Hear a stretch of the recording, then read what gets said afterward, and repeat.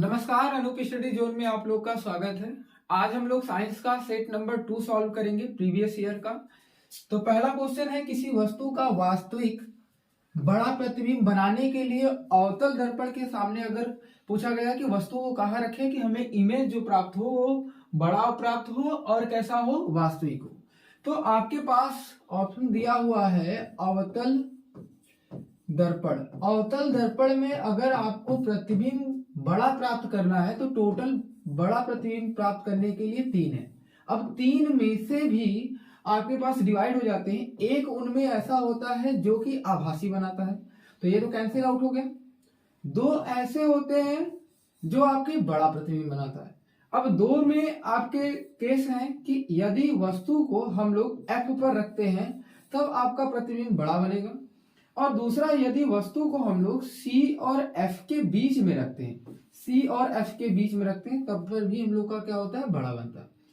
फर्क ये है कि जब आप F पर वस्तु को रखते हो तो यहां पर अत्यधिक बड़ा बनता है, अत्यधिक बड़ा बनता है।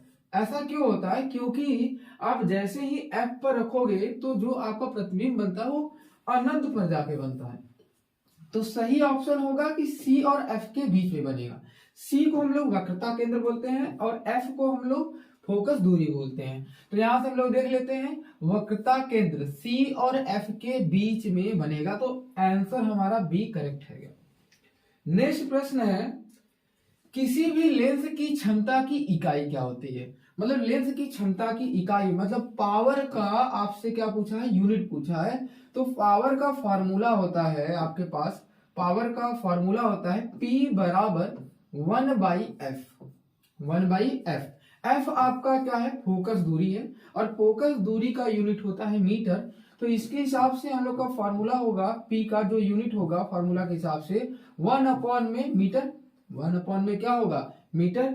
तो आपसे देखो मीटर दिया हुआ है, मीटर पर सेकेंड दिया हुआ है, पर मीटर दिया हुआ, नॉन ऑफ दिस दिया हुआ है। तो यहाँ पर देखो, या तो हम लोग क्या कह ले, मीटर इनवर्स कह ले, या 1 मीटर कह ले। तो यहाँ पर दिया हुआ है पर मीटर, तो ऑप्शन नंबर बी हमारा क्या होगा, करेक्ट होगा।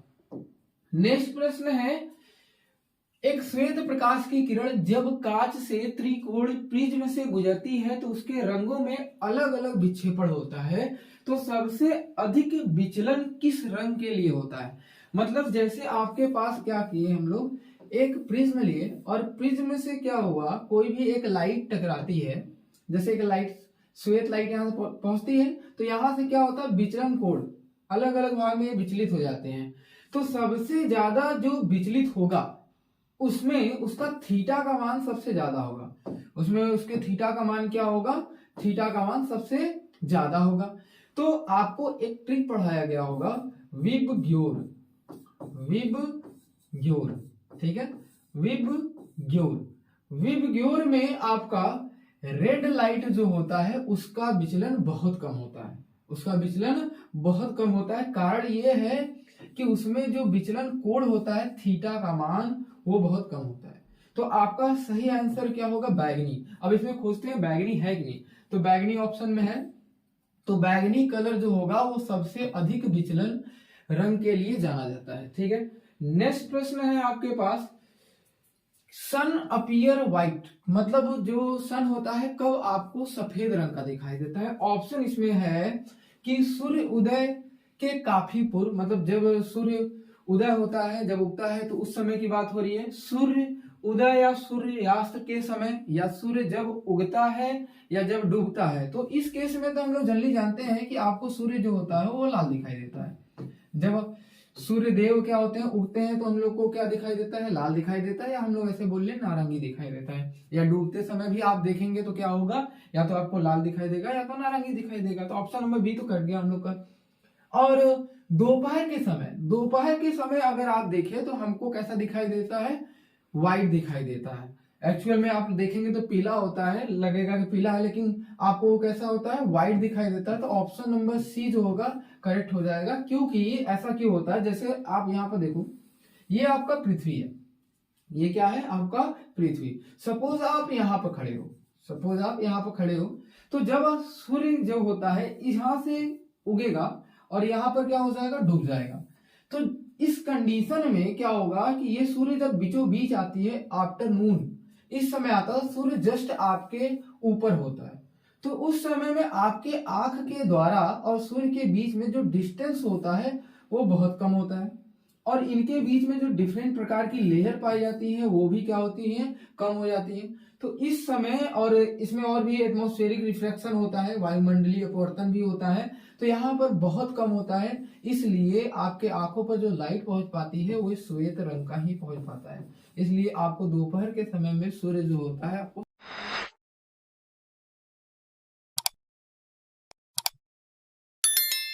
सफेद दिखाई देता है। नेक्स्ट प्रश्न है, किसी विद्युत चालक का प्रतिरोधक किन निम्नलिखित में से किन बातों पर निर्भर नहीं करता। तो हम लोग पहले किन बातों पर निर्भर करता है ये जान लेते हैं, फिर ऑटोमेटिक हम लोग को पता चल जाएगा किन बातों पर निर्भर नहीं करता। विद्युत का चालक का प्रतिरोधक मतलब आपका आर का मान पूछा हुआ है कि आर का मान किन किन बातों पर निर्भर करता है। तो किन किन बातों पर निर्भर करता है, तो हम लोग पढ़े हैं कि आर जो होता है वो डायरेक्टली प्रोपोर्शनल होता है एल के, मतलब जो तार की लंबाई होता है उस पर क्या होता है, निर्भर करता है। दूसरा आप पढ़े होंगे आर जो होता है वो डायरेक्टली प्रोपोर्शनल होता है, समानुपाती होता है 1/a के। अब ए क्या है, आपका क्षेत्रफल है। क्षेत्रफल मतलब आपको कौन सा क्षेत्रफल बोला जाएगा, तो आप बोलोगे अनुप्रस्थ। अनुप्रस्थ मतलब जो तार की मोटाई वाली होती है, क्रॉस सेक्शनल एरिया, मोटाई वाला ऊपर वाला भाग जो होता है उसे हम लोग ए से डिनोट करते हैं, ठीक है। इस पर भी निर्भर करता है। दूसरा आपसे बोला जाता है आर जो होता है वो निर्भर करता है तापमान पर। किस पर निर्भर करता है, तापमान पर। दूसरा बोला जाता है कि आर जो होता है वो आपका डिपेंड करता है पदार्थ पर भी, डेंसिटी पर भी, ठीक है। तो इसमें से इसके हिसाब से हम लोग देख लेते हैं, चालक की लंबाई निर्भर करता है, ये करेक्ट है हम लोग का। पदार्थ का घनत्व, पदार्थ आ गया, ये भी करता है। चालक का अनुप्रस्थ काट, ये भी करता है।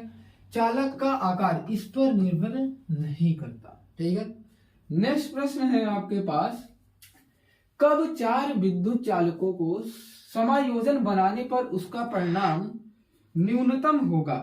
क्या होगा, यदि आप प्रतिरोधकों को जोड़ते हैं, क्या करते हैं, प्रतिरोधकों को आपस में जोड़ते हैं, उनका क्रम जब मिलाया जाता है तो पूछा गया है कि सबसे कम कब होगा। जब 4 रेजिस्टेंस को आपस में जोड़ा जाए तो मिनिमम वैल्यू कब होगा, मिनिमम वैल्यू कब होगा। आपके पास जोड़ने का तरीका हम लोग पढ़े होंगे कि आर को जोड़ने का तरीका 2 सिखाया गया होगा। एक आपको श्रेणी क्रम सिखाया होगा और एक आपको समांतर क्रम सिखाया गया होगा, ठीक है।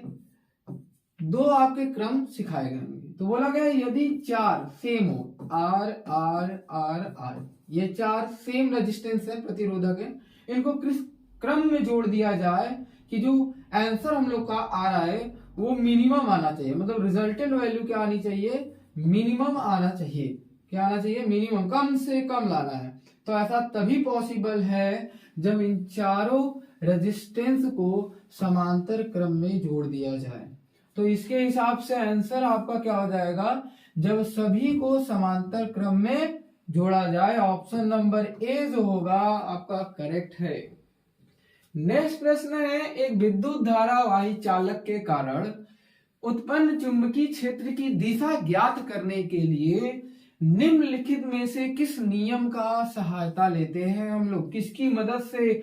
यदि एक वायर है, इसमें हम लोग करंट आई प्रवाहित कर रहे हैं, तो इसकी मदद से चारों तरफ, इस वायर के चारों तरफ मैग्नेटिक फील्ड उत्पन्न होता है, ठीक है, चुंबकीय क्षेत्र उत्पन्न होता है। इसकी दिशा को ज्ञात करने के लिए एंटी क्लॉकवाइज होगा या क्लॉकवाइज होगा, इसको ज्ञात करने के लिए हम लोग कौन सा नियम का उपयोग करते हैं। तो ऑप्शन है फ्लेमिंग का राइट हैंड, फ्लेमिंग के दाएं हाथ का नियम। तो फ्लेमिंग, जहां पर फ्लेमिंग दिख रहा है, फ्लेमिंग का दाएं हाथ और बाएं हाथ का नियम एक्चुअल में आपका जनित्र में होता है या इलेक्ट्रिक मोटर में यूज करते हैं। यहाँ नेक्स्ट है फ्लेमिंग के बाएं हाथ का नियम, तो ये भी आंसर आपका गलत है। दाहिने हाथ का अंगूठा का नियम आप लोग को, ये जो ऑप्शन है सही है, क्योंकि दाहिने हाथ का नियम जो होता है राइट हैंड थंब रूल, ये आप लोगों को पढ़ाया गया होगा कि करंट के डायरेक्शन में आप थंब करिए, फिर अपने उंगलियों को उसी दिशा में कर्ल करिए। कर्ल करने पर जो कर्ल करने की दिशा होगी, उंगलियों को घुमाने की जो दिशा होगी, वही आपका चुंबकीय क्षेत्र की दिशा हो जाएगी। ठीक है। नेक्स्ट प्रश्न है, निम्नलिखित में से कौन सा, यहां पर थोड़ा सा इरेज हो गया, कौन सा धातु ठंडे जल से हाइड्रोजन गैस निकालता है? मतलब ऐसा बहुत, जैसे आपके पास पानी जो होता है, आप पढ़े होंगे कि पानी H2O, पानी जो होता है वो अलग अलग विभिन्न प्रकार से रिएक्शन करता है। आपको पढ़ाया गया होगा गर्म, दूसरा पढ़ाया गया होगा ठंडा, तीसरा पढ़ाया गया होगा स्टीम, भाप। ठीक है, तीनों अलग अलग कैटेगरी से पढ़ाएंगे होंगे। आपसे इसमें प्रश्न पूछ लिया है कि कोल्ड वाटर से रिएक्ट करने पर कौन सा ऐसा मेटल है, कोल्ड वाटर से रिएक्ट करने पर हाइड्रोजन गैस प्रोड्यूस उत्पादन करता है? तो इसका सही जवाब होगा पोटेशियम। अच्छा, पोटेशियम, अगर ऑप्शन में पोटेशियम नहीं होता तब आप कंफ्यूज हो जाते, तो उसके लिए आप क्या करेंगे, एक और ऑप्शन हम बता दे रहे हैं, सोडियम। सोडियम भी एक ऐसा धातु है जो ठंडे पानी से रिएक्ट करने पर, अभिक्रिया कराने पर हाइड्रोजन गैस उत्पादन में देता है। ठीक है। नेक्स्ट प्रश्न है आपके पास, निम्नलिखित में से एल्कीन, आपसे पूछा है एल्कीन। अभी पिछले वाले लेक्चर में हम लोग बात करें, मैंने बताया था YNE जहां पर आएगा वो होता है आपका ट्रिपल बॉन्ड। वो क्या होता है? Triple bond. यहां पर लास्ट शब्द में ENE आया है। क्या आया है? ENE। इसे हम लोग क्या बोलते हैं? ईन। क्या बोलते हैं? ईन। और ईन शब्द जहां पर आएगा, इसका मतलब कार्बन कार्बन के बीच में डबल बॉन्ड पाया जाएगा। और जिस कार्बन कार्बन के बीच में डबल बॉन्ड पाया जाएगा वो ऑप्शन आपका करेक्ट होगा। तो ऑप्शन चेक करते हैं, HC ट्रिपल बॉन्ड CH, तो ये तो नहीं होगा।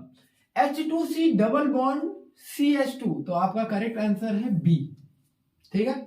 नेक्स्ट प्रश्न है, अच्छा यहां पर देख लेते हैं, इनके बीच में सिंगल बॉन्ड पाया गया है, तो सिंगल बॉन्ड का भी देख लेते हैं। सिंगल बॉन्ड में कैसे पहचानेंगे? तो हमेशा लास्ट शब्द में एन शब्द जुड़ा होगा। यहां पर दिख रहा है ANE, इसे हम लोग एन बोलते हैं, एल्केन, एल्कीन। ठीक है। और एल्काइन, तो इस वाले कंडीशन में कार्बन कार्बन के बीच में सिंगल बॉन्ड पाया जाता है। ठीक है। चलिए नेक्स्ट प्रश्न पर चलते हैं। एक विलेन लाल लिटमस को नीला कर देता है, तो पीएच मान ज्ञात कीजिए। उस विलेन का हम लोग का पीएच मान ज्ञात करना है। आपसे हिंट में दिया हुआ है कि किसको कर देता है? लाल को। ध्यान सुनिएगा, लाल को क्या बना देता है? नीला। लाल को क्या बनाता है? नीला। अच्छा, लाल जो होता है वो खतरा होता है। लाल जो होता है खतरा होता है, नीला जो होता है वो खतरा नहीं होता। लाल होता है, जनरली हम लोग कहते हैं जहां लाल होता है वो खतरे का निशानी है। तो यदि आपको कहीं पर मिल जाए कि नीला लिटमस पेपर को लाल कर दे रहा है, ध्यान सुनिएगा, क्या कर दे रहा है? लाल। लाल क्या है आपके लिए? खतरा। तो जैसे ही लाल कर देगा तो इसका मतलब ये खतरा है, और खतरा कौन सा करता है? एसिड की बेस, एसिड। तो लाल कर दे तो मतलब एसिड। क्या होगा? एसिड। और एसिड का पीएच मान होता है 1 से लेकर 7 से कम रहेगी। 7 नहीं, 7 से लेस देन से रहेगी। ठीक है। अब यहाँ पर जस्ट अपोजिट पूछ लिया है, नीला से अगर लाल कर दे तब क्या होगा? इसका मतलब बेस, क्षारी होगा। और क्षारी विलयन का पीएच का मान होता है 7 से ज्यादा, मतलब 7 से ज्यादा होगा, 7 नहीं होगा, से लेकर 14 तक, इनके बीच में जो ऑप्शन होगा वो करेक्ट हो जाएगा। 1 होगा ही नहीं, 3 बिल्कुल नहीं, 6 भी नहीं होगा। ऑप्शन नंबर डी करेक्ट है क्योंकि 8 दिया हुआ है। ठीक है। अच्छा, 7 कोई पूछ ले क्यों नहीं होता? तो 7 के लिए इसलिए नहीं होता क्योंकि 7 जैसे ही आपको बताया जाए, इसका मतलब उस विलयन जो है वो नेचर, प्रकृति जो है वो उदासीन है। क्या है? उदासीन। उदासीन कहने का मतलब न तो वो एसिड है न तो वो बेस है। ठीक है। नेक्स्ट प्रश्न है, क्लोरीन के अणु में आबंध पाया जाता है, मतलब जो क्लोरीन बॉन्ड होता है वो एक बॉन्ड से जुड़े होते हैं। उस बॉन्ड में पूछा गया कौन सा बॉन्ड होता है? Ionic bond, covalent bond, double covalent bond, triple होता है। ठीक है। तो इसके हिसाब देखते हैं। पहले क्लोरीन हम लोग को ड्रॉ करना है, तो Cl2, ठीक है। पहले क्लोरीन हो गया हम लोग के पास Cl2। Cl2 का स्ट्रक्चर हम लोग देखें तो Cl। दूसरी बात, क्लोरीन जो होता है कितने नंबर पे आता है? 17 नंबर पे आता है, तो 2, ठीक है। पहला क्रम होगा 2, फिर दूसरा क्रम हुआ 8, 10 हो गया, लास्ट क्रम हो गया 7। लास्ट क्रम कितना हुआ? 7। और लास्ट क्रम जब 7 हुआ तो इसका मतलब यहां पर अगर देखा जाए तो इसके में एक इलेक्ट्रॉन की कमी है, तो जब इनके बीच में बॉन्ड बनाया जाएगा तो एक ही होगा। तो इसके हिसाब से मेरा सही ऑप्शन होगा 1 कोवैलेंट बॉन्ड प्रेजेंट होगा। अच्छा, आयनिक बॉन्ड क्यों नहीं है? तो आयनिक बॉन्ड का कहने का मतलब होता है एक प्लस होगा एक माइनस होगा। जब ऐसा दिखेगा तो आप बोलोगे आयनिक रहेगा, नहीं तो आप आयनिक पर टिक नहीं मारेगा।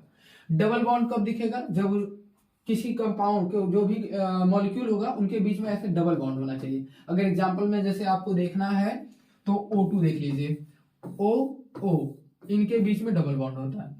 अच्छा, ट्रिपल बॉन्ड भी बोल दिया, ट्रिपल कोवैलेंट बॉन्ड भी, तो तब ये कहां देखोगे? N2 में देख लीजिएगा। N2 में N ट्रिपल बॉन्ड N हो जाता है, ठीक है। समझना? बिल्कुल सही। चलिए नेक्स्ट, जल को जीवाणु रहित बनाने में उपयोगी पदार्थ, मतलब अगर जल में जीवाणु पाए जा रहे हैं तो उनको हटाने के लिए उन्हें कौन सा यूज करते हैं हम लोग? Washing soda? बिल्कुल नहीं। अलार्म? नहीं। Baking soda? नहीं। Bleaching powder? तो ब्लीचिंग पाउडर आपका करेक्ट ऑप्शन है, मतलब विरंजक चूर्ण जो है आपका सही ऑप्शन है, ठीक है। जल को जीवाणु रहित बनाना है तो हम लोग क्या यूज करेंगे?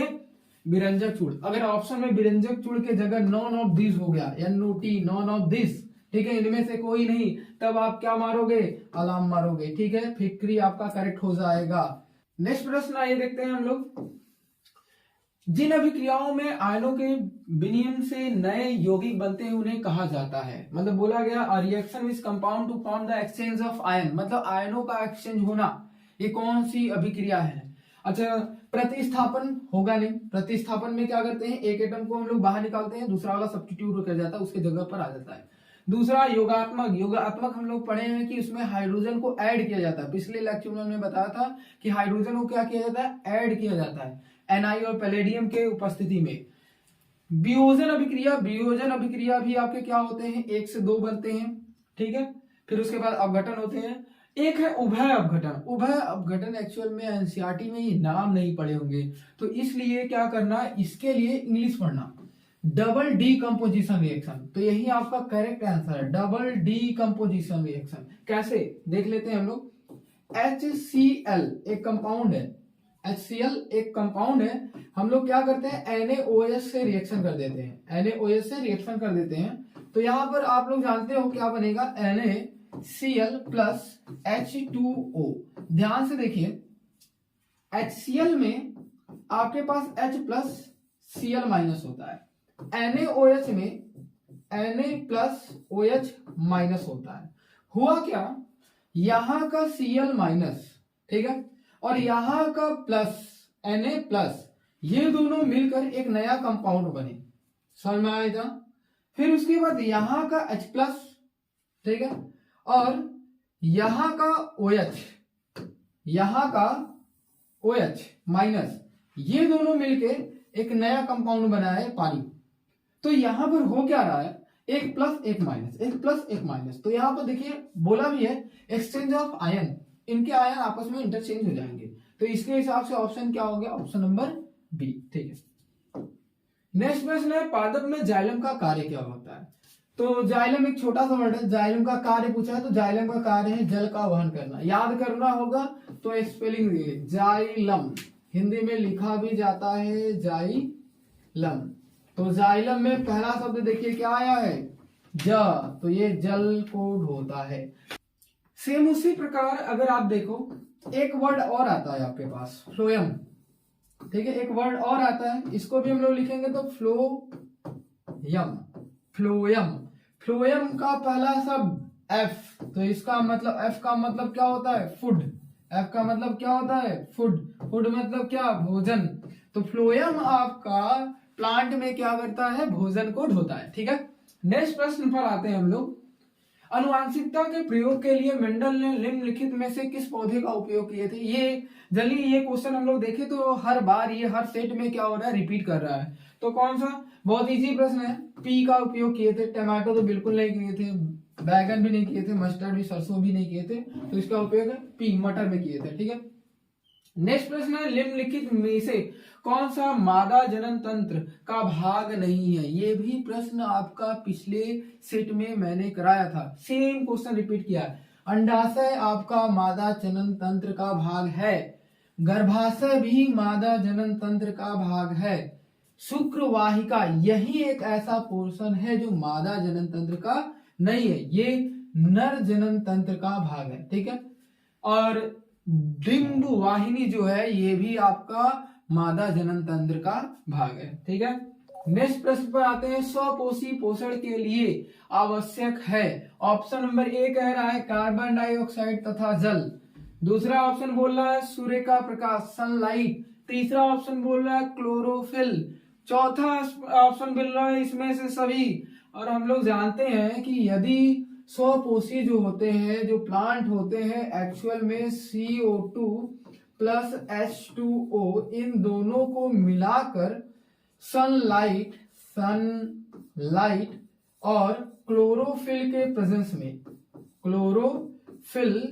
प्रेजेंस में क्या होता है, ग्लूकोज बनाते हैं। क्या बनाते हैं? ग्लूकोज बनाते हैं, और भी आपके ऑक्सीजन और वाटर बनेंगे। ठीक है, तो आपका जरूरी जो समान हुआ क्या क्या हुआ, ये चारों हो गए। तो ऑल ऑफ दिस, ये ऑप्शन आपका करेक्ट है, ऑप्शन नंबर डी। ठीक है, अगर मान लो बाय द वे यहाँ पर ऑल ऑफ दिस नहीं होता, तब मतलब यहाँ पर कुछ और ऑप्शन आ गया, कुछ भी समथिंग कुछ भी आ गया, तो आप ऑप्शन नंबर ए लेकर चलते। ठीक है, नेक्स्ट प्रश्न है, समजात अंगों का उदाहरण क्या है? ये एक्चुअल में प्रश्न जो है आपके सिलेबस से कट गया है इस बार। ठीक है, तो हम लोग बता देते हैं कि हमारा हाथ और कुत्ते का अग्रपाद, ये भी करेक्ट है। आलू एवं घास का ऊपरी भूस्तरीय जो होता है वो भी करेक्ट ही है। हमारा दांत और हाथी का दांत, ये भी करेक्ट ही है। इनमें से सभी, मतलब ऑप्शन नंबर डी जो होगा वो करेक्ट है। ठीक है, ये सभी के सभी इसके उदाहरण है।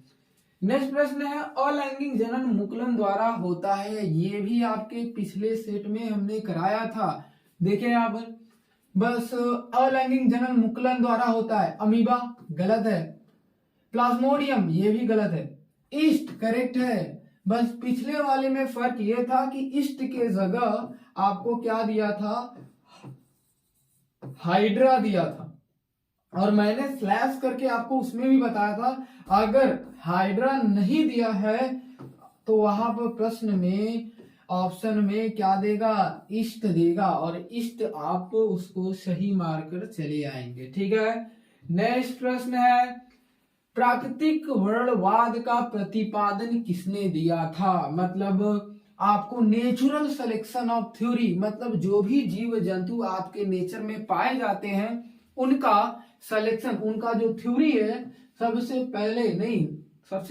ठीक है, उसका थ्योरी किसने दिया था? तो उसका थ्योरी आपके सामने किसने दिया था? ऑप्शन नंबर बी, डार्विन ने दिया था। ठीक है, और ये प्रश्न इस बार भी 2023 और 24 में ये प्रश्न कट चुका है। ठीक है, नेक्स्ट प्रश्न है आपके सामने, एक मोटर बाइक के पीछे आ रहे किसी अन्य वाहक को देखने के लिए 2 मीटर वक्रता त्रिज्या, मतलब यहाँ पर 2 मीटर वक्रता त्रिज्या का मतलब है आर की वैल्यू यहाँ पर आपको दिया हुआ है, आर बराबर 2 मीटर, वक्रता त्रिज्या मतलब आर होता है।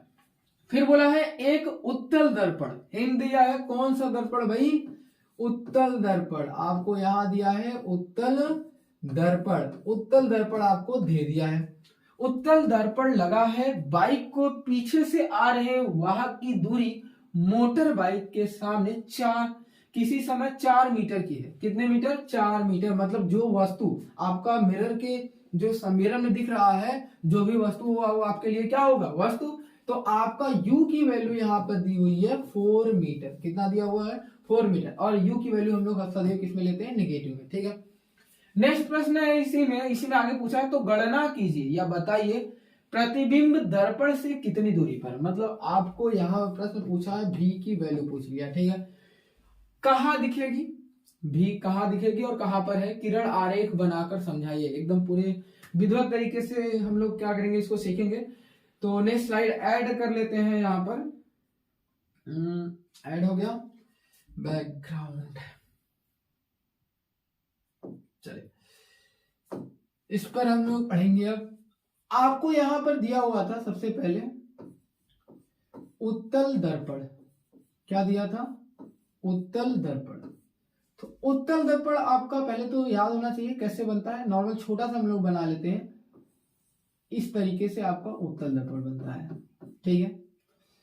फिर उसमें आर की वैल्यू दी हुई थी, कितना, 2 मीटर। कितना दिया था, 2 मीटर। स्लाइड बैक करें, हाँ, आर बराबर 2 मीटर है। अच्छा एक चीज और, आर बराबर यहां पर इतना है, तो हमने फार्मूला पढ़ाया था कि एफ बराबर अगर निकालना हो तो आर बाई कितना होता है, 2 होता है। तो यहां से आ गया 2/2, इसे कैंसिल आउट करेंगे तो इसका आंसर आएगा 1 मीटर। मतलब एफ की वैल्यू आपके पास आया 1 मीटर। अब यहां पर हम लोग चेक करेंगे कि एफ की वैल्यू प्लस है कि माइनस है। तो कैसे चेक करते हैं, अगर प्रिंसिपल एक्सिस मुख्य अक्ष के पैरेलल अगर कोई लाइट जाती है उत्तल दर्पण के सामने, तो टकराने के बाद रिफ्लेक्ट होकर वापस चली जाती है। तो अगर पीछे की तरफ बढ़ा है तो यहां पर आकर मिल जाती है, ठीक है। तो ये वाली वैल्यू क्या होगी, प्लस। तो इसलिए यहां पर एफ की वैल्यू आप क्या लोगे, प्लस, ठीक है। इसके हिसाब से यू की वैल्यू आपको दी हुई थी -4 मीटर। इतना समझना, भी की वैल्यू निकालना है। तो यहां से हम लोग क्या करेंगे, दर्पण का सूत्र लगाएंगे, दर्पण का सूत्र लगाएंगे, ठीक है। तो दर्पण का सूत्र लगाएंगे, चलिए दर्पण का सूत्र हम लोग लगाते हैं, 1/f equal to 1/v plus 1/u। 1/v equal to, हम लोग u के इस साइड लाएंगे, ठीक है, u वाला इस साइड आएगा। तो 1/f प्लस है तो क्या हो जाएगा, -1/u। इतना समझना, 1/v बराबर 1/f की वैल्यू हम लोग को कितना आया, 1, माइनस 1/u की वैल्यू कितना आया है, 4। कितना, माइनस में, माइनस माइनस क्या हो जाएगा, प्लस। तो 1/v बराबर 1/1 प्लस 1/4, ठीक है। 1/v बराबर एलसीएम हो जाएगा 4, 4 एकम 4, तो ये हो गया 4 प्लस 4 एकम 4। तो 1/v बराबर कितना आया, 5/4। अगर एक्चुअल में v बराबर अगर देखा जाए तो v बराबर आपका आया 4/5 मीटर, 4/5 मीटर। इतना समझ में आया, ठीक। नेक्स्ट इसी में देखते हैं, आपको किरण आरेख भी इसमें बनाना था। तो किरण आरेख बनाते हैं हम लोग। सबसे पहले हम लोग क्या करेंगे, उत्तल दर्पण बनाएंगे, ठीक है। यहाँ पर हम लोग यहाँ पर क्या कर लेते हैं, एक सुंदर सा उत्तल दर्पण बना लेते हैं, ठीक है। ये हमारा बन गया अवतल, तो हम लोग बनाते हैं उत्तल। तो ऐसे उत्तल बन गया, ये वाली साइडेड एरिया हो जाएगी, इसमें ये मुख्य अक्ष हो गया, पैक कर लेते हैं। इसमें आपका मुख्य अक्ष ये हो गया, ठीक है, ये आपका मुख्य अक्ष हो गया। मुख्य अक्ष पर आपको बोला गया है कि 4 मीटर दूरी पर रखा गया है। तो 4 मीटर दूरी पर रखा गया है, तो यहाँ पर हम लोग वस्तु को 4 मीटर दूरी पर रख लेते हैं। 4 मीटर दूरी पर वस्तु को हमने ऐसे करके रख लिया, ठीक है। फिर उसके बाद हम लोग क्या करते हैं, यहां से पहली लाइट ऐसे जाएगी। अगर एक्सिस के मुख्य अक्ष के समांतर कोई लाइट जाती है तो टकराने के बाद ये इस डायरेक्शन में मुड़ जाएगी, ठीक है। दूसरी, यदि, और इसको हम लोग नॉर्मल अगर पीछे की तरफ बढ़ाते हैं, नॉर्मल अगर पीछे की तरफ बढ़ाते हैं तो ये कहां से होते हुए जाती है, एफ से होते हुए जाती है।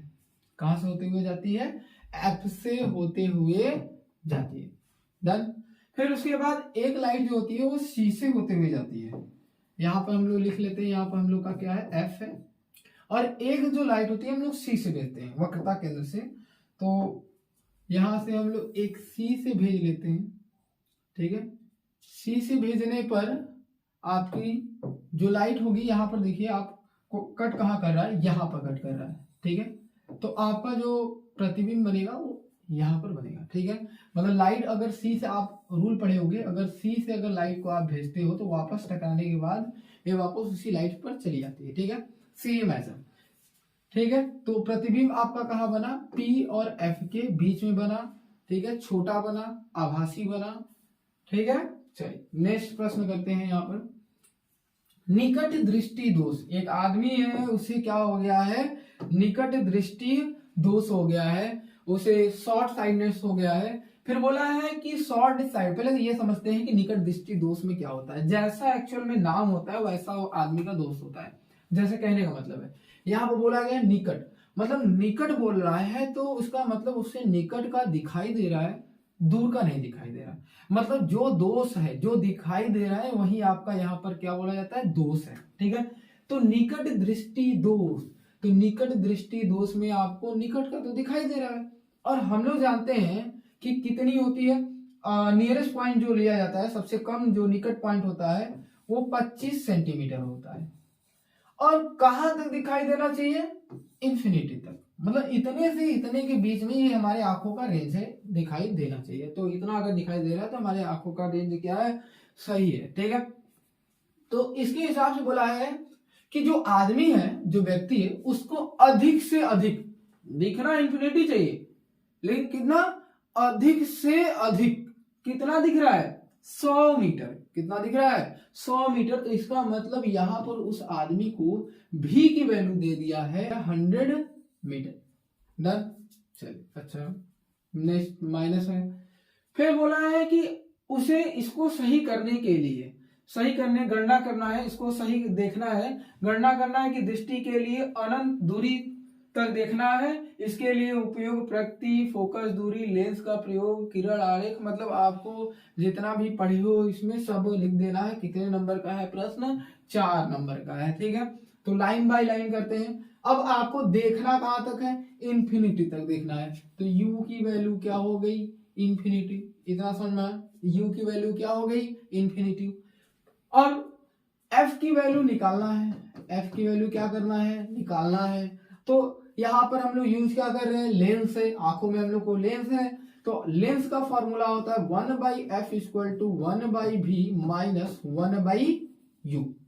इसमें कोई दिक्कत नहीं होना चाहिए। ये आपका क्या है, सूत्र है, किसका, लेंस का। ये आप लोग याद करेंगे, ठीक है। ये आपका लेंस का सूत्र है। जब भी आप सवाल करोगे तो यहाँ पर लिखोगे लेंस का सूत्र, फिर ये डालोगे, ठीक है। फिर गिवन के अनुसार इनकी वैल्यू रखोगे, आप सॉल्व करोगे। तो नेक्स्ट प्रश्न, नेक्स्ट पेज पर हम लोग इसको सॉल्व करेंगे लाइन बाय लाइन, ठीक है। तो हम लोग के पास क्या है, v की वैल्यू दिया हुआ है -100 सेंटीमीटर, u की वैल्यू दिया हुआ है इंफिनिटी तक देखना है उस इंसान को। फॉर्मूला होता है 1/f = 1/v माइनस 1/u। इस फॉर्मूले के अनुसार इनकी वैल्यू रखते हैं। 1/f = 1/, -100, क्या रखेंगे हम लोग, -100, ठीक है, माइनस 1/इंफिनिटी। Something upon infinity equal to होता है 0। तो इसके हिसाब से समथिंग अपॉन में इंफिनिटी की वैल्यू क्या हो जाएगी, 0। तो यहां से हम लोग आगे बढ़ेंगे तो 1/f = आ जाएगा 1 में -100, वैल्यू उल्टा कर देते हैं। तो f = आ गया -100, क्या चीज, मीटर। क्यों, क्योंकि v की वैल्यू एक्चुअल में गलत हो गया ना, v की वैल्यू किसमें है, मीटर में है, और हमने यहाँ पर क्या लिख दिया, सेंटीमीटर। थोड़ा सा इरेज कर देते हैं, ठीक है, मीटर हो गया ना, ठीक है। चलो f की वैल्यू क्या हो गई, -100 मीटर। समझ में आया। अब f की वैल्यू हम लोग गणना कर लिए। फिर बोला है कि f की वैल्यू निकल जाए तो फोकस दूरी, लेंस का, किस लेंस का प्रयोग करना है, ठीक है, प्रकृति, फिर उसके बाद किरण आरेख भी बनाना है, सब आपको कर लेना है भाई। देखिए चलिए आइए यहाँ पर हम लोग बात करते हैं। अब f की वैल्यू तो इतना आ गया, अब पावर निकाल लेते हैं। पावर से हम लोग को ऐसे, अच्छा एक चीज और, फोकल लेंस क्या आया है, यहाँ से देखिए ध्यान से, फोकल लेंस क्या आया है, नेगेटिव। तो आपके पास 2 लेंस होता है, एक आपके पास अवतल लेंस होता है और एक आपके पास उत्तल लेंस होता है। ठीक है, तो आपको पता होना चाहिए कि अवतल जो लेंस होता है उसमें एफ की वैल्यू क्या होता है, नेगेटिव होता है। ठीक है, साइन कन्वेंशन अगर आपको पता होगा तब। और उत्तल लेंस का जो एफ की वैल्यू होती है वो पॉजिटिव होती है। तो पहला तो हम लोग को आंख का अगर निवारण करना है तो किस लेंस का प्रयोग करना चाहिए, ये। ठीक है, किस लेंस का प्रयोग करेंगे, आपके पास जवाब है क्या, तो आप बोलोगे अवतल लेंस। ठीक है, अवतल लेंस। पहला तो एक जवाब इसका मिल गया, एफ की वैल्यू निकल गई। अब इसको सही करने के लिए हम लोग को क्या करना है, प्रकृति ज्ञात करना है। तो ये तो हम लोग को पता चल गया, लेंस की दूरी हो गया। किरण आरेख भी बनाना है, तो किरण आरेख बनाना हम लोग सीख लेते हैं। अगर किरण आरेख आप लोग को बनाना होगा तो मैक्सिमम ट्राई करिएगा कि एनसीईआरटी में जो फिगर दिया हुआ है यहाँ पर आप उस वाले फिगर को बनाएंगे। ठीक है, अब यहाँ पर आते हैं। देखिए, सबसे पहले आप क्या करेंगे, आंख बनाएंगे। ठीक है, तो नॉर्मली आप क्या करेंगे, सबसे पहले आंख बनाएंगे। ठीक है, तो आप आंख पहले इस तरीके से बनाएंगे। ठीक है, एकदम अच्छे से खूबसूरत से आंख बनाएंगे। फिर उसके बाद यहाँ पर लेंस बनाएंगे। लेंस में क्या होगा कि आपका जो प्रतिबिंब है आदमी को पास का दिखाई दे रहा है। तो इसका मतलब अगर पास में कोई वस्तु रखी हुई है, लेंस पर अगर टकरा रही है, तो इसका मतलब वो कहाँ गिर रहा है, रेटिना पर गिर रहा है। अगर रेटिना पर गिर रहा है तो इसका मतलब उसे प्रतिबिंब दिखाई दे रहा है। फिर उसके बाद दूसरा इमेज जो होता है सेम एज, आप फिर से आंख बनाएंगे। ठीक है, फिर से आंख बनाएंगे और आंख बनाने पर यहाँ पर लेंस बनाएंगे। फिर उसके बाद बोलेंगे कि इस आदमी को दूर की चीजें नहीं दिखाई दे रही। तो मतलब अगर कोई लाइट इंफिनिटी से आए, पैरेलल लाइट आए, लेंस पर गिरे, तो इसका मतलब उसका जो प्रतिबिंब बन रहा है वो रेटिना से पहले बन जा रहा है। ध्यान सुनिए कि नियर जो दोष होता है, नियर के लिए उसमें प्रतिबिंब क्या हो जाता है, इंफिनिटी से जो लाइन आती है वो कहाँ बन जाती है, आपका रेटिना से पहले बन जाती है। अगर इसको सही करना है, ध्यान सुनिए, अगर इसको सही करना है तो आपको ऐसा लेंस का उपयोग करना है जो इस रे को बढ़ा दे, रे को क्या करे, बढ़ा दे। तो आपके पास दो लेंस होता है, एक अभिसारी एक अपसारी।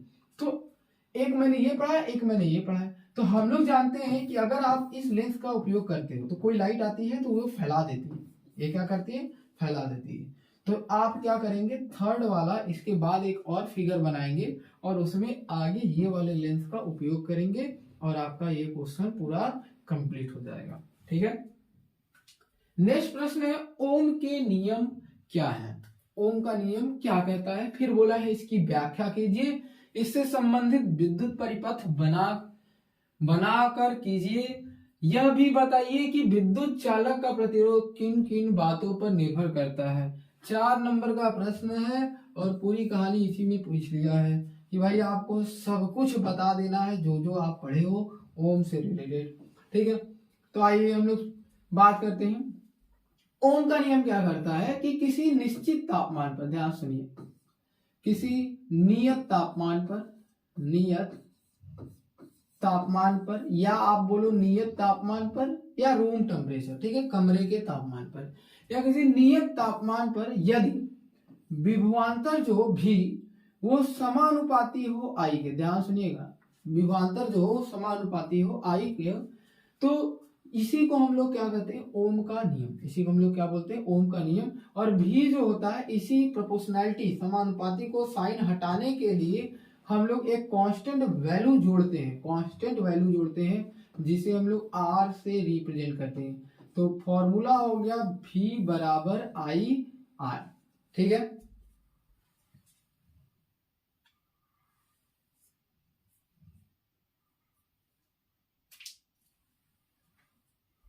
ठीक है, फॉर्मूला क्या हो गया, V बराबर आर आई या आई आर। ठीक है, ये तो हो गया आपका ओम का नियम। फिर बोला है इसकी व्याख्या भी हम लोग कर लिए, इससे संबंधित विद्युत परिपथ बना दीजिए। भाई चलिए, अच्छा विद्युत परिपथ बना देते हैं।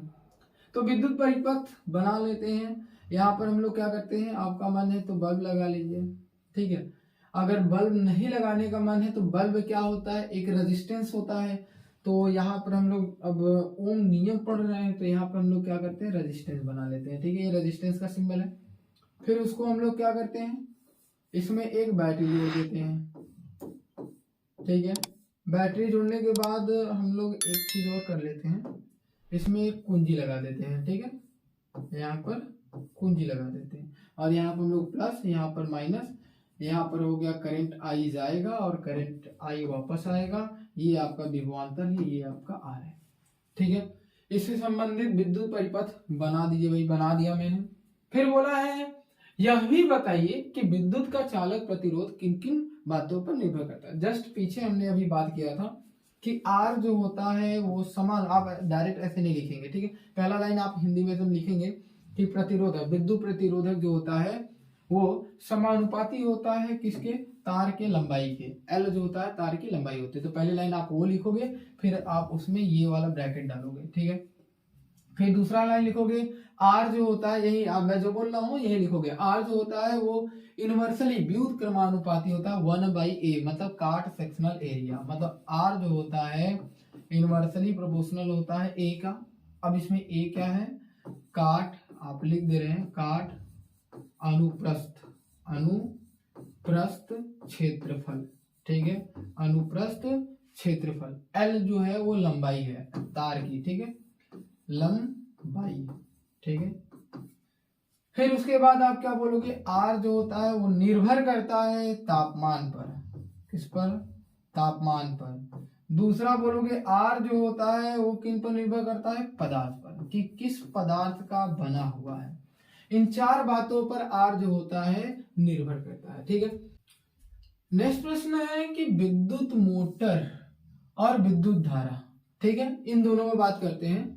तो विद्युत धारा पिछले लेक्चर में हमने पढ़ाया था सेट नंबर 1 में, इन दोनों को अच्छे से वर्णन किया था, उसमें लिखवाया भी था, देख लेना आप लोग कि कैसे कैसे होता है, क्या कार्य विधि है, क्या पहले लिखना है, क्या स्ट्रक्चर कब बनाना है, संरचना क्या है, ठीक है। अभी भी इसमें थोड़ा सा बता देते हैं विद्युत मोटर। तो देखिए पहले हम लोग क्या करेंगे, पहले हम लोग समझेंगे कि यांत्रिक, ठीक है, यांत्रिक ऊर्जा और विद्युत ऊर्जा, ठीक है। पहले दो वर्ड समझते हैं, यांत्रिक ऊर्जा और विद्युत ऊर्जा। जब आपसे कोई पूछे कि यांत्रिक ऊर्जा को विद्युत ऊर्जा में कन्वर्ट करने वाले को उपकरण का नाम बता दीजिए, तो आप बोलोगे जनित्र। क्या बोलोगे, जनित्र। जनित्र एक ऐसा उपकरण है जो चेंज करते है यांत्रिक ऊर्जा को विद्युत ऊर्जा में, ठीक है। ठीक उसी प्रकार जो विद्युत ऊर्जा है उसको यांत्रिक ऊर्जा में कन्वर्ट करने का जो काम होता है वो कौन करता है, मोटर, ठीक है, विद्युत मोटर। समझ में फर्क बस इतना है, जब आप डिवाइस ये बनाओगे, उपकरण जब बनाओगे तो मोटर में क्या करोगे, बैटरी का यूज करोगे। जब आप जनित्र बनाओगे तो क्या होता है, इसमें मोटर में, इस वाले जनित्र में आप बैटरी का यूज नहीं करोगे, इसमें सॉफ्ट को आप घुमाते हो, तो उससे क्या होता है, विद्युत ऊर्जा उत्पन्न होता है, ठीक है। दोनों के दोनों कार्य करते हैं फ्लेमिंग के नियम पर, एक राइट हैंड के नियम पर काम करेगा, एक लेफ्ट हैंड के नियम पर, ठीक है। नेक्स्ट प्रश्न है इसी में आपका, निम्नलिखित यौगिक की संरचना चित्र बनाइए। मतलब आपको क्या करना है, इसके एकदम अच्छे से यौगिक के संरचना बनाना है। आइए बारी बारी से हम लोग बनाते हैं। सबसे पहले आपके पास है प्रोपेनल। ध्यान सुनिए, जैसे मैं सिखा रहा हूं वैसे सीखिए, एकदम 100 में 100 नंबर पाएंगे आप लोग। देखिए प्रोपेनल, प्रोपेनल के लास्ट शब्द में ए अल आया है, ठीक है, ध्यान सुनिए। मतलब अगर हिंदी में देखा जाए तो अल शब्द आया है, क्या आया है, अल आया है। अल शब्द तभी आता है जब ये एल्डिहाइड ग्रुप से बिलोंग करे, एल्डिहाइड ग्रुप से बिलोंग करे, ठीक है। किस ग्रुप से, एल्डिहाइड ग्रुप से बिलोंग करे, सॉरी, ठीक है, एल्डिहाइड ग्रुप से बिलोंग करे। और एल्डिहाइड ग्रुप से जो बिलोंग करते हैं उनके लास्ट, उनके मतलब कार्बन के चेयर में CHO ग्रुप आ जाता है। कौन सा ग्रुप, CHO। तो इसका मतलब कंफर्म हो गया कि अल आने का मतलब CHO आएगा। चलिए अच्छा, एक तो वर्ड हमने लिख लिए CHO, ठीक है। प्रोप शब्द आया है, ध्यान सुनिए, प्रोप। और प्रोप का मतलब होता है 3 कार्बन। तो 1 कार्बन हो गया, 2 कार्बन हो गया, 3 कार्बन। कितने कार्बन हो गए? 3 कार्बन।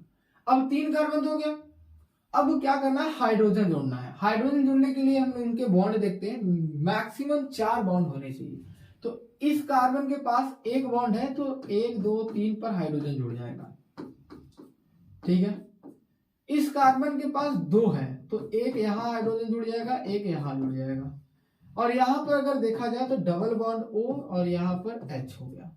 तो ये आपका जो हो गया स्ट्रक्चर पूरा हो गया किसका? प्रोपेनल का, ठीक है। फिर इसी में नेक्स्ट बात किया है कि 2 मेथाइल, ध्यान सुनिए, 2 मेथाइल पेंटेनोइक एसिड। चलिए सेकंड बी वाला बात करते हैं हम लोग। बी वाले प्रश्न में बोला गया 2 मेथाइल। तो मेथाइल क्या होता है पहले ये समझिए, CH3 जो है आपका मेथाइल है, ठीक है। और ये बोला है ये मेथाइल जो है दूसरे नंबर पर आएगा। कितने नंबर पर? दूसरे नंबर पर। फिर बोला है पेंटेनोइक। फिर से देखिए आपका ओइक शब्द आया है। क्या आया है? ओइक। और ओइक आने का मतलब कि कार्बन के कैटायन में COOH आएगा, ठीक है। फिर बोला है पेंट। आगे देखिए पेंट लगा है। पेंट का मतलब कार्बन के कितने? 5। तो एक तो हो गया COOH, एक कार्बन, 2 हो गया, 3 हो गया, 4 हो गया, 5 हो गया, 5 हो गया, ठीक है। फिर बोला दूसरे नंबर पर, जहां से ओइक शब्द आया वहां से दूसरे नंबर पर, पहला दूसरे नंबर पर क्या आया है? CH3, यही ऊपर वाला दूसरे नंबर पर क्या आया है? CH3 अम्ल। ये आपका स्ट्रक्चर है। बस आपको क्या करना है, जहां जहां खाली स्थान होगा वहां वहां हाइड्रोजन भर दीजिएगा। तो 1 2 3, 1 2 1 2, यहाँ पर एक है और बाकी सब फुलफिल है, ठीक है। तो ये आपका क्या है? 2 मेथाइल पेंटेनोइक एसिड। समझ में आया? ठीक। सी वाला यहीं पे देखते हैं। सी वाला बोल रहा है प्रोपीन। ईन शब्द आया, शुरुआत में बताए थे ईन शब्द आए तो इसका मतलब कार्बन के बीच में डबल बॉन्ड है। प्रोप का मतलब होता है 3 कार्बन, 1 2 3 कार्बन। इन का मतलब डबल बॉन्ड, चाहे यहां डबल बॉन्ड कर लीजिए चाहे यहां बॉन्ड कर लीजिए, किसी एक पर करिएगा, नहीं दोनों करेंगे तो गलत हो जाएगा। तो आपका मन है, मेरा मन यहाँ है तो मैं यहाँ कर लेता हूँ, ठीक है। आपका मन यहाँ है वहां इरेज कर दीजिएगा, तब पर भी वो सही होगा, ठीक है। समझना? ठीक है। 2 मेथाइल ब्यूटेनॉल। और बोला है जो ऑल शब्द आया है वो 2 पर है और जो मेथाइल शब्द आया वो भी 2 पर ही है। चलिए आइए इसका बनाते हैं हम लोग, बगल में बना लेते हैं। ब्यूटेनॉल, ऑल शब्द आया है। ऑल का मतलब होता है एल्कोहल ग्रुप। कौन सा ग्रुप भाई? एल्कोहल, ठीक है। एल्कोहल ग्रुप, और एल्कोहल ग्रुप में OH जुड़ता है। क्या जुड़ता है? OH, ठीक है। ये एल्कोहल है। ब्यूट का मतलब होता है 4 कार्बन, 1 2 3 4 कार्बन हो गया। ऑल शब्द 2 नंबर पे आया है, तो चाहे इधर से 2 गिनिए चाहे इधर से 2 गिनिए, बात एक ही है। तो मेरा मन है यहां से गिनूंगा मैं, OH हो गया। फिर बोला है 2 नंबर पे मेथाइल भी आना चाहिए। मेथाइल अभी बनाया हूं 2 नंबर, मेथाइल CH3 होता है, तो 2 नंबर पे। अब इधर से मैं 2 गिन लिया हूं ना, तो इधर से ही गिनोगे। अब तो यहाँ पे मैं क्या कर रहा हूँ? CH3 लिख दे रहा हूं। तो ये आपका हो गया क्या चीज? 2 मेथाइल ब्यूटेनॉल 2, ठीक है। नेक्स्ट प्रश्न पर आते हैं हम लोग। NaMgAl के तत्व हैं जिनमें संयोजकता इलेक्ट्रॉनों की संख्या क्रमशः 1 2 3, मतलब इनकी संयोजकता दे दी गई है। कहने का मतलब है कि जो सोडियम है इसकी संयोजकता 1 है, जो मैग्नीशियम है इसकी संयोजकता 2 है, जो एल्युमिनियम है इसकी संयोजकता 3 है, ठीक है। फिर बोला इनमें पहला पूछा है किसकी परमाणु त्रिज्या अधिक है, ठीक है। तो देखो अब ये प्रश्न तो कट चुका है, लेकिन हम लोग फिर भी बात कर लेते हैं। एक्चुअल में पीरियोडिक टेबल आपका कुछ इस प्रकार से होता है, ठीक है। कुछ इस प्रकार से होता है, थोड़ा सा गलती हो गया, थोड़ा सा इस प्रकार से होता है, हाँ थोड़ा सा इस प्रकार से होता है, ठीक है। इस प्रकार से होता है। तो हम लोग क्या करते हैं, आपको ये ट्रिक बताया जाता है कि जब आप ऐसे इस क्रम में बढ़ते हो तो परमाणु का जो त्रिज्या होता है वो घटता है, वो वाली वैल्यू क्या होती है, घटती है। जब आप इसमें ऊपर से नीचे की तरफ आते हो तब इसकी त्रिज्या में बढ़ोतरी होती है। पहले इतना समझना, ठीक है। अब ये जो होता है कितने नंबर पे आता है, 11, ये आता है 12, ये आता है 13, तो 11 यहाँ, 12 यहाँ, 13 यहाँ हो गया, ठीक है। तो इसके अकॉर्डिंग अभी जो मैंने बताया उसके अकॉर्डिंग सबसे बड़ा किसका है, 11 नंबर का। तो 11 सबसे बड़ा, 12 उससे बड़ा, 13 सबसे छोटा, ठीक है। ये हो गया आपका क्रम। फिर बोला है ख कौन सबसे कम क्रियाशील धातु है। तो इसके लिए भी मैंने एक ट्रिक बताया, काशीनाथ का माली आलू जरा फीके पकाता है। तो काशीनाथ का माली, काशी, ठीक है, नाथ का माली आलू, ठीक है। तो जो सबसे ऊपर वो सबसे अधिक क्रियाशील, तो इसका मतलब सोडियम सबसे अधिक क्रियाशील, फिर उसके बाद मैग्नीशियम, फिर उसके बाद एल्युमिनियम, ठीक है। नेक्स्ट, प्रत्येक के लिए कारण सहित उत्तर दीजिए। तो मैंने बता दिया भाई, कारण सहित उत्तर मैंने दे दिया। ये कारण था इसका, ठीक है, ये कारण है इसका, समझ में आया। अधिक क्रियाशील ये है, ये आपका क्या है, सबसे क्रमांक ज्यादा है। अच्छा, कारण बताना है, कारण हम बता दे रहे हैं। जैसे जैसे आप इस साइड में बढ़ते हो तो लास्ट ऑर्बिट में, इनके लास्ट ऑर्बिट में इलेक्ट्रॉनों की संख्या क्या होती है, बढ़ती है। तो जैसे आप समझो यहाँ पर एक प्लस है, ठीक है, और मैं बोल रहा हूं यहाँ पर पहले शुरुआत में एक माइनस था, तो प्लस और माइनस के बीच में आकर्षण बल क्या होगा, कुछ भी समथिंग मान लेते हैं, यक्स होगा, ठीक है। अब मैं बोल रहा हूँ कि यहाँ पर एक और माइनस आ गया, तो आकर्षण बल बढ़ गया, प्लस माइनस बढ़ गया ना। तो ये अब वाला जो होगा एक्स से थोड़ा सा बड़ा हो जाएगा, ठीक है। अब मैं बोला एक और माइनस आ गया, एक माइनस का मतलब इलेक्ट्रॉन आ गया, ठीक है। तो इसका मतलब क्या कि अब एक्स की वैल्यू, एक्स क्या है, आकर्षण, तो एक्स की वैल्यू और बढ़ जाएगी कि नहीं, समझ। तो जैसे जैसे लास्ट ऑर्बिट में इलेक्ट्रॉन का मान बढ़ता है सेम पीरियड में, ठीक है, सेम पीरियड में जैसे जैसे मान बढ़ता है वैसे वैसे आपका क्या होता है, इनकी साइज घटती जाती है। इतना समझना, ठीक है। नेक्स्ट है कि सोडियम, मैग्नीशियम, एल्युमिनियम, इनकी क्या है, अधिक क्रियाशील क्यों है, क्योंकि इनके अंदर किसी भी इलेक्ट्रॉन को आकर्षण करने की जो क्षमता होती है वो सबसे अधिक होती है, इसलिए ये अधिक क्रियाशील होते हैं, ठीक है। नेक्स्ट प्रश्न इसमें है, निम्नलिखित अभिक्रियाओं में प्रत्येक को संतुलित समीकरण करिए। भाई आइए भाई संतुलित करते हैं हम लोग। इसमें करने के लिए देखिए, हो सके आप लोग को ये दिखाई ना दे क्योंकि बहुत छोटा है, क्योंकि हिंदी इंग्लिश दोनों लिखने के चक्कर में क्या हुआ है कि कुछ ढक गया है, तो जो नहीं समझ में आएगा हम बोलते जा रहे हैं, आप लोग लिखते जाइएगा। Plaster of Paris, POP, POP का सूत्र होता है CaSO4 प्लस, सॉरी प्लस नहीं रहेगा, डॉट रहेगा, ठीक है, डॉट हाफ H2O। अगर इसमें क्या बोला है, ब्लैंक कर दिया है भाई, यहां पर खाली स्थान है, एरो लगा दिया, बोला जिप्सम आ गया है, क्या आ गया, जिप्सम। और जिप्सम का फॉर्मूला होता है CaSO4 डॉट 2H2O। ध्यान सुनिएगा, 2H2O। तो यहाँ पर क्या है, ध्यान सुनो, अब यहाँ प्लस है ना, तो बस आप क्या करना, आधा पानी है, यहाँ पर 2 पानी है, तो मतलब 1 से 1/2 पानी की कमी है, तो बस आप क्या करो, 3/2 पानी ऐड कर दो यहाँ पर, ठीक है। ये पहला रिएक्शन कंप्लीट है और ये संतुलित भी है, ठीक। ये हम लोग का हो गया A। अब आते हैं B नंबर पर। किस नंबर पर, B नंबर। हाइड्रोजन क्लोरीन से रिएक्शन कर रहा है, बहुत इजी है। हाइड्रोजन H2, अब एक चीज और, बोल तो रहा है हाइड्रोजन लिखना चाहिए H, लेकिन लिख रहे हैं H2। तो फर्क ये है कि H2 इसलिए लिखा क्योंकि हाइड्रोजन जो है एक गैस है, ठीक है, और गैस जो होते हैं स्टेबल नहीं होते, तो स्टेबल करने के लिए हम लोग इनके बीच में बॉन्ड बना देते हैं, जिसकी वजह से स्टेबल हो जाते हैं, और स्टेबल होने से क्रियाशील जो होते हैं अधिक हो जाते हैं, ठीक है। नहीं तो आपको क्या हो जाएंगे, इनएक्टिव फॉर्म में रहते हैं, रिएक्शन करेंगे। प्लस Cl2, ये बना HCl, इसको बैलेंस करना बहुत इजी है, दो दो दोनों तरफ दो है तो वहां दो कर दो, ठीक है। नेक्स्ट आपसे पूछा है जिंक कार्बोनेट, Zn C है आपके पास, C है भाई, C आपके पास आ रहा है जिंक कार्बोनेट ZnCO3।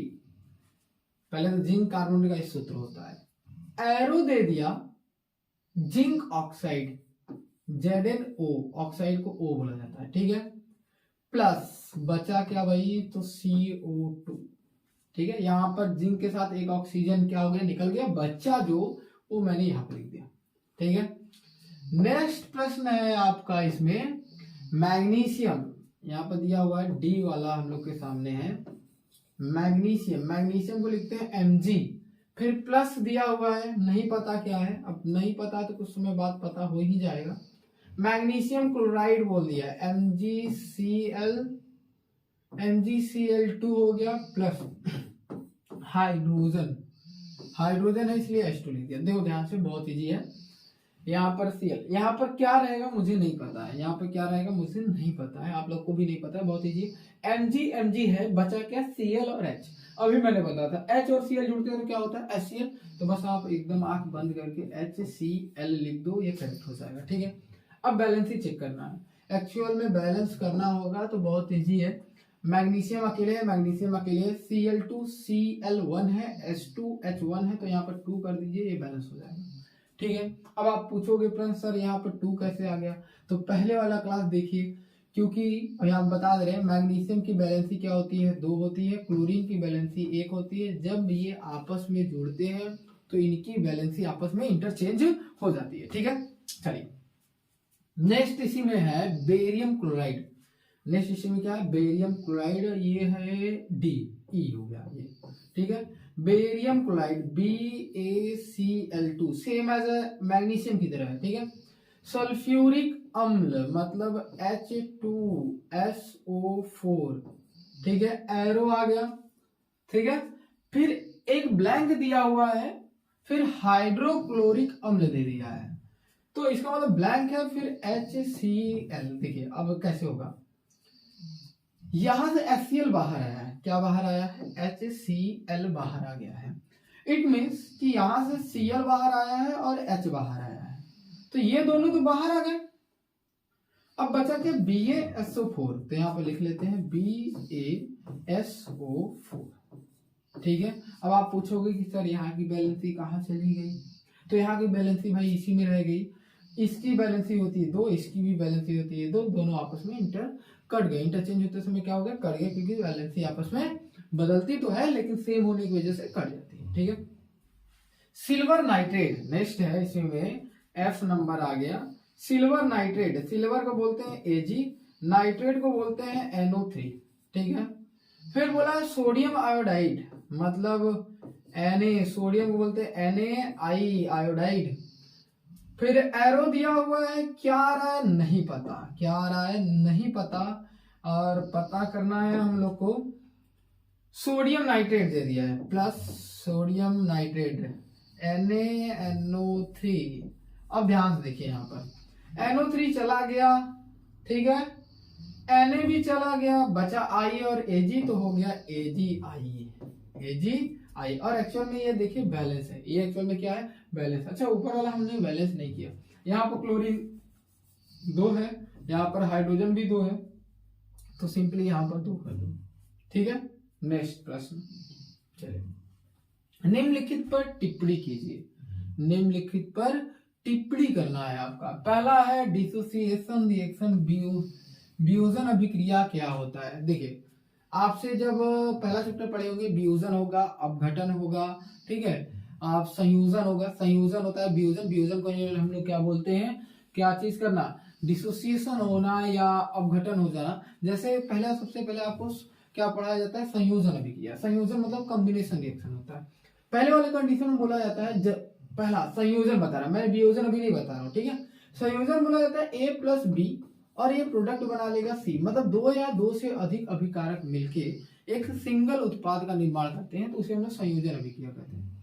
वियोजन क्या होता है, जस्ट इसका अपोजिट, कि जब एक सिंगल अभिकारक से दो या दो से अधिक कंपाउंड में अगर ये टूट जाते हैं, उत्पाद में ये टूट जाते हैं, तो इन्हें हम लोग क्या कहते हैं, विभूषण। ठीक है, एग्जाम्पल अगर देना है तो बहुत सिंपल है, CaCO3 को आप हीट करोगे तो CaO प्लस CO2 बन जाता है, तो ये इसका एग्जाम्पल हो गया। ठीक है, संक्षारण, संक्षारण को हम लोग डिफाइन करते हैं, व्हाट इज कोरोजन, कोरोजन क्या होता है, संक्षारण।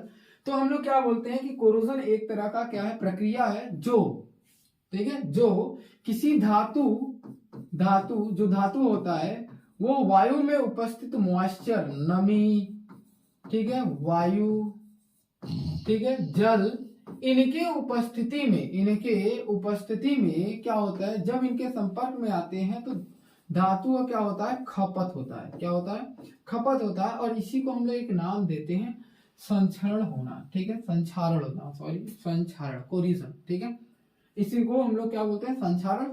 अब बाद में आपको आगे बोल देता है, अगर यही प्रक्रिया लोहे में देखा गया तो इसी प्रक्रिया को लोहे में जंग लगना कह देते हैं। ठीक है, रस्टिंग ऑफ आयरन। ठीक, डन। फिर तीसरा बोला है गैल्वेनाइजेशन, यसद लेपन क्या होता है, यसद लेपन एक तरह की प्रक्रिया होती है जो क्या करते हैं हम लोग, एक तरह का धातु का लेप लगाना होता है। ठीक है, यसद लेपन क्या होता है, लेप होता है, जैसे जनरली जो होता है Zn का लगाते हैं, ठीक है, एल्युमिनियम का भी लगाते हैं, अगर बहुत अमीर है तो हम लोग सिल्वर का भी लगाते हैं। ठीक है, तो ये एक तरह का लेप होता है जिसे मिरर के पीछे भी लगाया जाता है, या जैसे लोहे को बचाना, किसी अदो धातु को बचाना तो उनके ऊपर भी लेप लगाया जाता है। ठीक है, ताकि आपको यहाँ लोहे से जंग लगने से बचा रहे। मिरर पर लगाएंगे तो यूज होगा अच्छा रिफ्लेक्शन के लिए, परावर्तन के लिए। ठीक है, नेक्स्ट प्रश्न है मेंडल का नियम क्या है, उसके उचित चित्रों द्वारा समझाइए। ठीक है, तो इस प्रश्न का जवाब आपको आगे मैंने शायद स्लाइड में दिया हुआ है, लेकिन सिर्फ नियम दिया हुआ आपको पढ़ना पड़ेगा। मेंडल के नियम, मेंडल का जो नियम होता है वो प्रभाविता का नियम होता है। आप लोग अगर पढ़े होंगे अच्छे से तो उन्होंने क्या किया था कि दो प्लांट लिए थे, एक टॉल, ठीक है, एक ड्रॉप, बौना, ठीक है, ड्रॉप, ठीक है, ड्रॉप और टॉल दो प्लांट लिए थे, उनके बीच में संकरण कराया था तो टी और टी आया था। ठीक है, एक कैपिटल टी एक स्मॉल टी, ये उनका प्रथम मतलब एक संकरण, एकल कहलाता था संकरण। फिर इसको कराए, फिर F2 जनरेशन में आपको 4 बॉक्स बनाकर, अब इसका क्या करना है ध्यान से देखिए, एक्चुअली में बोल भी दिया है कि चित्रों द्वारा समझाना है तो आपको चित्र बनाना ही पड़ेगा। ठीक है, तो इसको हम लोग आप पढ़े होंगे टी, यहाँ पर टी, तो ये हो जाता था टी, ये हो गया टी, ये हो गया टी और टी, ये हो गया स्मॉल टी। फिर आप इसका रेशियो लिखते थे 3:1, फिनोटाइप जीनोटाइप लिखते थे आप 1:2:1। ठीक है, तो आपको ये सभी प्रक्रियाएं इसमें लिखना है। पृथक करने का नियम क्या होता है, पृथक करने का, जैसे मैं बोलूं कि आपके पास बच्चों टी और टी, मतलब आपके पास एक बड़ा आदमी है, एक छोटा आदमी है, तो सबसे पहले नजर किस पे जाएगा, बड़ा आदमी पर, जाहिर सी बात है भाई। तो पृथक मतलब अलग कौन कर रहा है, बड़ा वाला, जो डोमिनेंट, जो प्रभावित हो उस चीज के लिए। स्वतंत्र अवयव का नियम, जैसे मैं कहूं, अच्छा ऐसा भी नहीं है ना कि बौने वाले को दबा देना, अच्छा बौना वाला भी स्वतंत्र है, बड़ा वाला भी स्वतंत्र है, तो अपने आप में ये क्या होते हैं, जिन जो होते हैं वो स्वतंत्र होते हैं। तो ये होता है स्वतंत्र अपव्यूहन का नियम। ठीक है, इंडिपेंडेंट होने का नियम होता है, ये आपका तीसरे वाले में आ जाता है। ठीक है, नेक्स्ट प्रश्न में है पुष्प में निषेचन की प्रक्रिया प्रदर्शित करने हेतु स्त्री केसर का लंब कटा हुआ नामांकित चित्र बनाना है और उसके बारे में बताना है। ठीक है, आपको फर्टिलाइजेशन इन फ्लावर, ठीक है, ये बताना है, और लेवल डायग्राम लॉन्गिट्यूडनल जीनोटाइप बताना है। तो इसका देखिए उत्तर है पुष्पी पौधा में परिपक्व वर्तिकाग्र जो होता है, मतलब वर्तिकाग्र आपका कौन सा भाग होता है, फूल का जो ये वाला पोर्शन होता है वर्तिकाग्र, ऊपर वाला हिस्सा। ठीक है, स्त्री केसर का सबसे ऊपर वाला हिस्सा जो होता है वर्तिकाग्र होता है, जिस पर पराग के कण आकर गिरते हैं। ठीक है,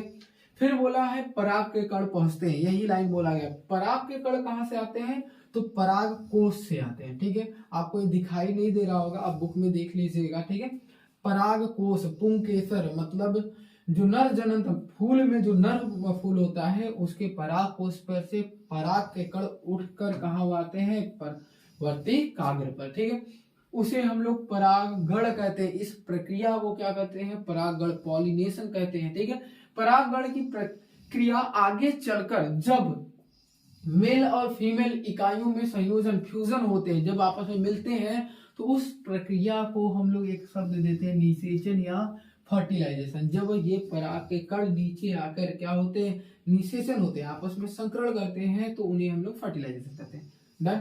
फिर बोला है ये परिपक्व वर्तिकाग्र स्टिग्मा पर परागकण पोलिन ग्रेन के पहुंचने की प्रक्रिया परागण, पॉलिनेशन कहलाती है। ठीक है, समझ में? तो ये आपका, फिर उसके बाद बोला जाता है अंकुरित होता है, जर्मन पोर उसमें से निकलेंगे, प्लांट होंगे, फिर क्या करें? वर्तिकाग्र थ्रू, इस पाइप के थ्रू क्या होता है? अंदर प्रवेश करते हैं। यहाँ पर देखिए नर युग्मक अंदर जा रहा है। ठीक है, प्रवेश करती हुई वर्तिका, वर्तिका इस पाइप का नाम है। ठीक है, जो ये पूरी पाइप है, ठीक है, से होते हुए स्टाइल में अंडाशय, ओवरी इस वाले पोर्शन में चली जाती है। ठीक है, पेंसिल चेंज कर लेते हैं, शायद तुम लोगों को दिखाई दे भाई, यहाँ पर इस वाले पोर्शन में चली जाती है। ठीक है, तो यहाँ पर होते पहुंचते ही क्या होगा? भ्रूण कोश, जायगोट का निर्माण होगा। मादा जनन में क्या होगा?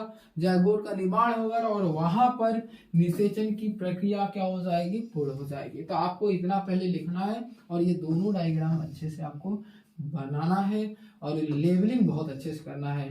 ठीक है, नेक्स्ट प्रश्न है आपका, वन संरक्षण क्यों आवश्यक है? भाई वन तो बचाना हमारे लिए अच्छी बात है, क्योंकि हम लोग नहीं बचाएंगे तो पहले तो हम लोग क्या करते हैं? वन पर ही निर्भर होते हैं, क्योंकि वन से ही मैक्सिमम क्या होता है? अमाउंट के ऑक्सीजन हमारे पास प्राप्त होते हैं। तो इसके नियम बहुत सारे हैं, मैंने बारी बारी इसमें लिख दिया। पर्यावरण वैज्ञानिकों के अनुसार बोला जाता है कि इनसे क्या प्राप्त होता है? ऑक्सीजन बहुत आपूर्ति मात्रा में, भारी मात्रा में। वायु प्रदूषण को रोकने में सहायता करता है। जो भी वायु प्रदूषण होता है उनको क्या करता है? रोकता है। जैसे वायु प्रदूषण का कहने का मतलब गाड़ियां जो चलती हैं उससे क्या होता है? CO2 जनरेट होता है। CO2 जनरेट होगा तो उसको क्या करता है? उसको हेल्प कर लेता है अपना भोजन बनाने में। फिर बोला है नमी नियंत्रित करता है, जो हमारे वातावरण में नमी है उसको नियंत्रित बनाए रखता है। प्रदूषण को रोकने में मददगार होता है। मृदा की उर्वरकता को बढ़ाने में या अपर्दन को रोकता है। मतलब अपर्दन का मतलब होता है मिट्टी का कटाव। जैसे पानी बह रहा है तो वहां पर मिट्टी बहे ना, उसको रोकता है, जकड़ कर रखता है। अतः वनों का संरक्षण आवश्यक है, इसीलिए वनों को बोला जाता है संरक्षण, मतलब कंजर्व करके हम लोग इसे रखें। ठीक है, फिर बोला है वन का महत्व कुछ इस प्रकार से बताया गया है। मतलब अगर महत्व है तो और भी पॉइंट मैंने लिख दिया है। जलवायु का नियंत्रण करने में सहायता, मतलब आपका जो ह्यूमिडिटी है उसको नियंत्रित करता है। बाढ़ को नियंत्रित करता है। पशुओं के चारे का आधार होता है। जो पशु जो होते हैं उनको क्या कहते हैं? हम लोग चारा देते हैं। हमारे डेली लाइफ में जड़ी बूटियों का भी क्या होता है? भंडार किया जाता है प्लांट से ही। वन्य प्राणियों का, जो भी वन्य जीव जंतु जो होते हैं प्लांट पर ही निर्भर होते हैं, और जो जंगली जानवर होते हैं वो वन्य प्राणी, वो भी उनमें क्या करता है? अपना आश्रय लेता है। ठीक है, वहां उनमें रहते हैं। फिर बोला गया कृषि यंत्रों एवं औद्योगिक कच्चे माल का भंडारण भी किया जाता है। कृषि में यूज हुए बहुत सारे ऐसे चीज होते हैं यंत्र, जैसे आपका हल हुआ तो वो लकड़ी से ही बनता है। औद्योगिक कच्चे माल लकड़ी भी जो होते हैं, या घर बनाते हैं, ये भी हम लोग कहाँ से मिलता है? वन से मिलता है। ठीक है, नेक्स्ट प्रश्न है आपका, विक्राणु नेफ्रॉन की संरचना और उसकी कार्यविधि लिखना है। या अगर ये प्रश्न नहीं आ रहा है तो मानव पाचन तंत्र का संरचना बनाना है। ठीक है, उसका भी सेम बोला गया, तथा बनाइए पोषण की प्रक्रिया समझाइए।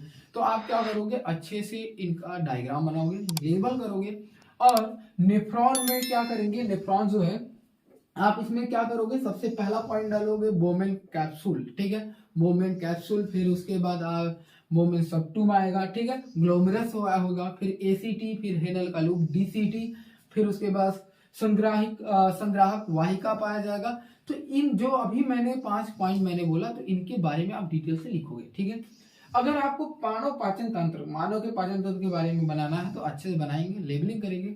अब इसमें आप क्या करोगे? मेन आपको इसमें फैक्टर क्या डालना है? पोषण।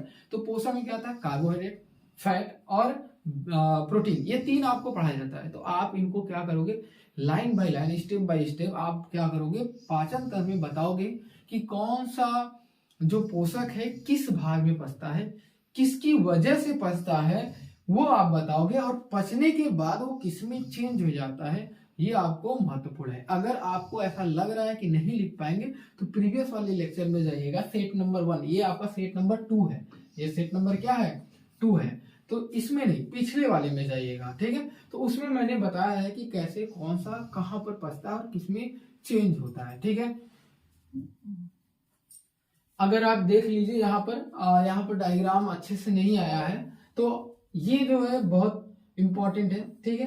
ठीक उसी प्रकार ये भी बहुत इंपॉर्टेंट है। आप इसी प्रकार से दोनों डायग्राम बनाओगे, ठीक है। ये अगर आपको टफ लगे, अगर आपको नेफ्रॉन का स्ट्रक्चर बनाने में अगर दिक्कत हो रहा है तो आप क्या करिएगा, नेट पर सर्च करिएगा नेफ्रॉन का स्ट्रक्चर, और आपको कहीं पर भी आपको इस तरीके से नेफ्रॉन बना हुआ मिल जाएगा, ऐसे आपको बना हुआ मिल जाएगा। इसके अंदर क्या रहेगा, ग्लोमेरुलस, फिर इसको यहाँ से ये ऐसे करके यू टाइप का स्ट्रक्चर बना होगा, ठीक है। फिर उसके बाद ऐसे पाइप इसी से निकला होगा, फिर यहाँ पर इसकी संग्राहिका होंगी। तो इस प्रकार से ऐसे करके बना हुआ आपको मिल जाएगा। आप नेट पर सर्च कर लीजिएगा, इस तरीके से बन के मिलेगा। तो आप एग्ज़ाम में अगर ये फिगर आ गया बनाने के लिए नेफ्रॉन का, तो आप इस फिगर के जगह इस फिगर का इस्तेमाल कर सकते हैं।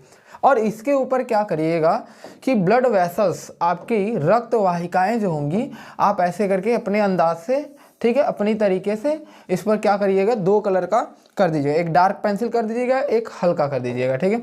इस प्रकार से आप क्या करिएगा, इसके ऊपर आप 2 बार, एक क्या होगा, रीनल होगा, एक आर्टरी हो जाएगा आपके पास, मतलब आपका वेन और आर्टरी यहाँ पर रहेगा, धमनी और सीरा, आपके 2 वेन ऐसे बना दीजिएगा, ठीक है। अब इसमें ऐसे बनाने के बाद आप इसमें क्या लिखोगे, एक आप लिखोगे बोमेन सेप्टम के बारे में, ठीक है। दूसरा आप ग्लोमेरुलस के बारे में लिखोगे, इनका कार्य क्या होता है। तीसरा आप यहाँ पर इस वाले पोर्शन पर, ठीक है, कहाँ पर, इस वाले पोर्शन को हम लोग बोलते हैं ACT, ठीक है। तो ACT के बारे में लिखोगे आप लोग। और ये आपका यू लाइक जो स्ट्रक्चर दिख रहा है यहाँ पर, आप इसको हेनली का लूप कहा जाता है, इसके बारे में लिखोगे आप लोग। फिर यहाँ पर आपका DCT पाया जाता है, DCT पाया जाता है, तो इसके बारे में लिखोगे। फिर लास्ट वाले पोर्शन में ये जो पाइप है, संग्राहक वाहिका जिसे बोलते हैं, इसको लिखोगे, ठीक है। तो बारी बारी आप क्या करोगे, इन सभी पॉइंट के बारे में डिटेल से 2-3 लाइन में आप लिखोगे। तो आपको टोटल 6 नंबर का रहेगा तो 6 नंबर मिल जाएगा, 5 नंबर का रहेगा तो 5 नंबर मिल जाएगा, ठीक है। 1 नंबर भी आपका इस डायग्राम में नहीं कटेगा, ठीक है। फिर उसके बाद क्या करेंगे, डाइजेशन सिस्टम का आएगा, तो सेम डाइजेशन सिस्टम हमने बताया था। यह साइंस सेट का लास्ट क्वेश्चन था। अगर वीडियो अच्छी लगी हो तो लाइक करिएगा, शेयर करिएगा, सब्सक्राइब करना मत भूलिएगा। अगर कोई भी क्वेश्चन में आपको डाउट होगा तो कमेंट बॉक्स होगा, उसमें कमेंट करिएगा, उसमें आप क्या करेंगे, कमेंट करेंगे, फिर उसका हम लोग डाउट ले लेंगे, ठीक है, डाउट सेशन हो जाएगा। फिर उसके बाद अगर आपको ये वीडियो अच्छी लगी है तो शेयर जरूर करिएगा, अपने दोस्तों से ज़रूर बताइएगा। तब तक के लिए धन्यवाद, ठीक है। मिलते हैं नेक्स्ट सेट में, सेट नंबर 3 लेकर आएंगे हम लोग जल्द ही।